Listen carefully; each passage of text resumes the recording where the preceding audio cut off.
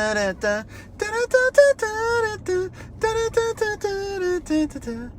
like your smile. Good morning, y'all. I forgot how long I was singing. I was like, what song am I singing? Hope you're doing good. Happy Tuesday. Is it Tuesday? Yes, it is Tuesday, September 17th at 8:07 a.m. I just dropped off the kids. I'm ready to answer some questions. Sorry I didn't go on yesterday. I was in jury duty, and it had been a long time since I've been in jury duty. That was an experience. Actually, went to the big room. If you've ever been in jury duty, you know what I'm talking about. Good morning, Julianne. Jury duty, you go to the big room, and then they start calling out names, and they move you to another side of the room, and then you're kind of like, oh, okay, is our group going to get dismissed? Is our group going to go forward? And then they handed me a number, and I was a juror, and then we went upstairs, and whew, it was very involved. Anyways, what's up, Miguel? Miguel Diaz! How you doing, sir? Hey, how you doing, sir? Got your hat, bro. It's at the office. I got that gentleman right there, a hat. One of these right here. Well, it's not this color. It's what is it? The Astros blue. That's a Nisi. All right, got some good questions today. He says that all the time. Well, why would I put bad questions up? I'm not trying to waste y'all's time. I'm trying to help y'all out. So, if you don't know, I know we got a lot of new people here. It's just weird because there's 3 people watching, and yet we're about to celebrate 37,000 followers today. It's probably going to happen. 37,000 people that follow this page, and I appreciate every single one of you, even the ones that are from foreign countries and have no idea what I'm saying. I do appreciate y'all, and the reason why I do this is because there's a lot of questions when it comes to real estate, and there's a lot of questions when it comes to buying and selling that sometimes people, they want the answers for, but they don't have the right people to talk to get the answers, or maybe they can Google it and they're not understanding the question, or maybe they talked to someone one time and they were just like, what, like this dude or this chick, I don't know what they're talking about. I'm not sure they even know. Hello, Patricia. Hello, Nisi. Morning, y'all. Everybody's got to give a morning, y'all. By the way, you got to get a morning, y'all, when you come in. You got to hit the like button real quick. Feel free to tag somebody, share it. And also, I'm giving away, and I do this every single morning, I pick a winner to get a Starbucks gift card. So if you ask a question, and at the end of this, I like it, and I'm like, oh, that's a good one, I'm going to ask for your email, and then I'm going to send you a digital gift card in your email, and you just open it up, and you pay for something. That actually happened yesterday with my cousin. He's like, we have like a group chat for the guys, and he's like, hey, man, I'm at Starbucks and I forgot my wallet. So I was like, I got you. So I sent him a digital gift card. I was like, how much you need? He's like, just like $10. So I sent him $10 on a digital gift card. He's like, I had no idea. He's one of those guys that doesn't use that kind of stuff. So he's like, what? He's like, it was like I handed him money through the email. Either way, I can do the same thing for you if you ask a great question. So start asking your real estate questions. I'm going to get into it. Again, if you know anybody that needs help with this, someone you work with, someone's a family member that's going through this, it seems like everyone's going through something regarding real estate all the time. Why is that, does it feel? Because we all have to live somewhere. We're either all moving, we're all thinking about moving, we're all looking at new houses, we're kind of thinking we want to sell. Everyone lives somewhere. Either you're renting or you're buying. So real estate and where you live, a roof over your head is kind of a common topic, right? So today's some really important questions, and the reason why is because I feel like this is an overall thing that people are the most concerned about when it comes to buying a house. There's a number one thing that people worry about when it comes to buying a house. It's not having the money. It's not finding the right house. It's not, oh, am I going to live there forever? The most common concern, good morning, lady.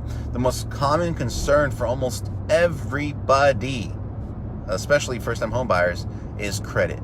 And it seems like that's all people talk about is credit, and it's credit, and it's credit. Have you ever been in this situation? And the reason I'm bringing this up, and a lot of times the reason I bring up these examples is because I've gone through this.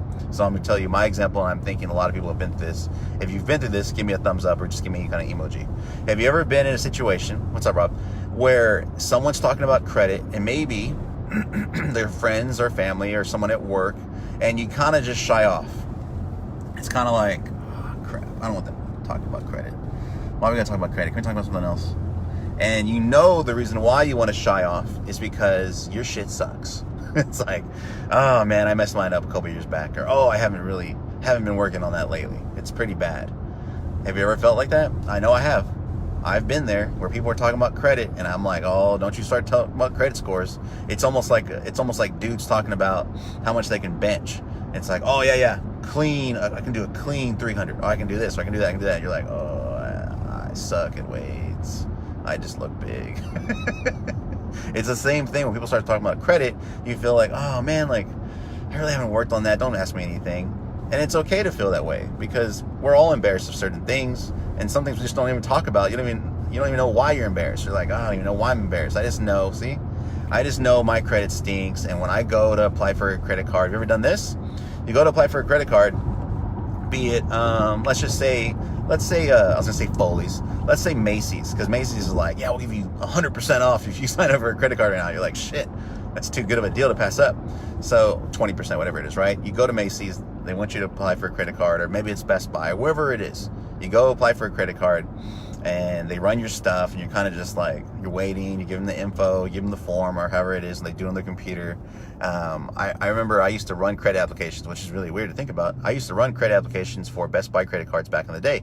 Whenever someone come up and be like, yeah, we can see if you qualify for a Best Buy credit card, and I would be right there entering all their info, and it would take a couple minutes, and they would come back and say, yeah, they're approved, or no, they're not approved.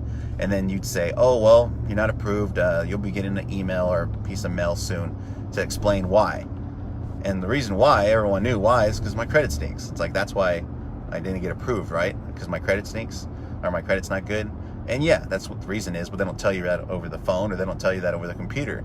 So what I'm trying to get at is credit the most important thing when you buy a house? No, not at all. There's other concerns. There's other things you have to think about. It's the one that most people worry about, because in their head, they're like, well, I'll just get more money, or, oh, I'll find something. But credit, it's so confusing to most people that it's like this thing that'll never be repaired. It's this thing that'll never fix itself. Credit does not fix itself. There's certain times where things can fall off after so many years, and because of that, your credit score can get up. But if you don't understand the way credit works, or the way it's handled, then it'll just happen again.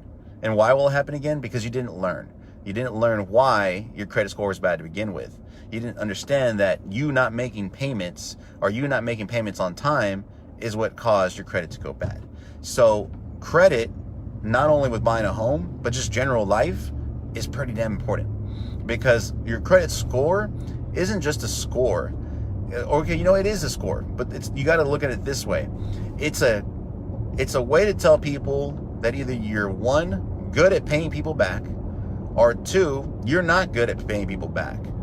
That's bottom line what it means. If you ever wonder, like, what does my credit score really mean, or what does this mean, what does that mean, what does this number mean?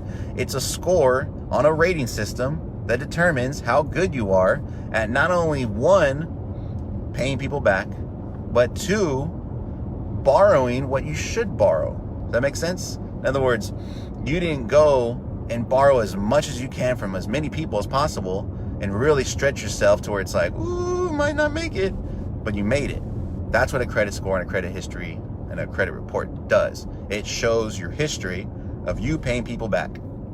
So when it comes time to buy a big thing like a car or a boat or, I don't know, a house, and they check your credit history, even if you've never bought a house before, they can still look at everything else you've done and think, damn, they're not really good at paying people back.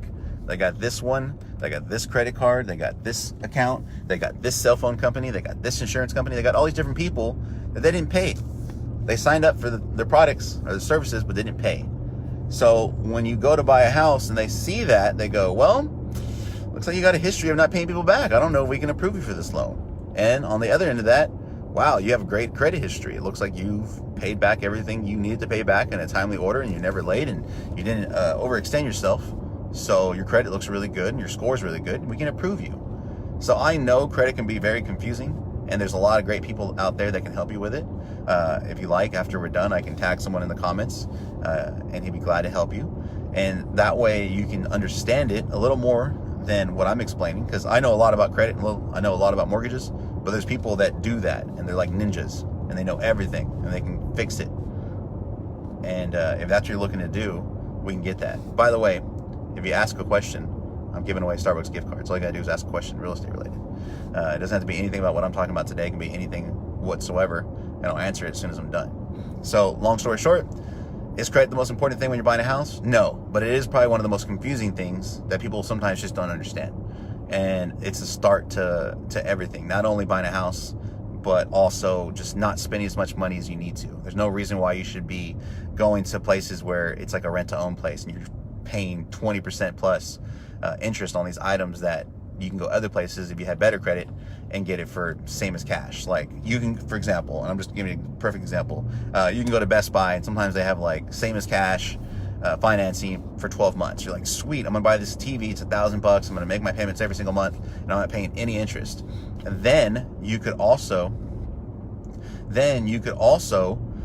go to like a Flexi Corpus or one of those places where it's really, really high interest, because they'll basically approve everybody because they know they're charging a really high interest per month. So you can go and get approved for that if your credit's not as good, but then you're gonna end up paying like double, if not more, for that item, that product. And you're like, oh damn, but I really, really wanted it. It's like, yeah, but you basically bought 2 of them. Makes sense. With that extra money you're spending, you could have fixed your credit and got it to where it needs to be.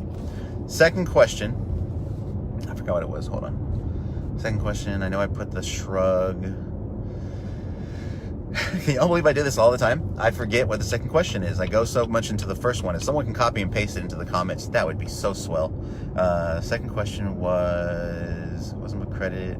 Oh, what's harder, buying or selling a home? This is a really good one. And the reason why is because people, there's always going to be that first time. Hello, Abigail. There's always going to be that first time you buy a home. There's always going to be that first time you sell a home.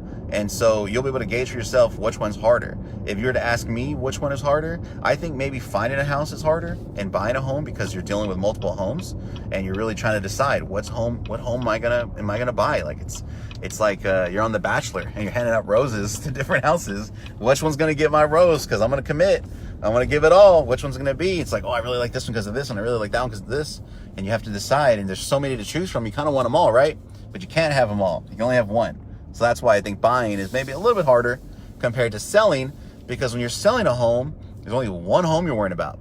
That's it. Get it? There's only one home you're worrying about, and selling it, and that's it. You don't have to worry about any other houses. So for me, I think selling a home is a little easier. Now, I will tell you that either way, the first time you do anything, like anything in life, it's going to be difficult because you don't understand everything yet. So there's going to be things that are going to be like, what does this mean? Or why do I got to do this? So when you're buying or selling, there's going to be things that pop up that might not make sense. But the first time going at it, a lot of it might not make sense. Give me a second. I'm trying to park at the gym.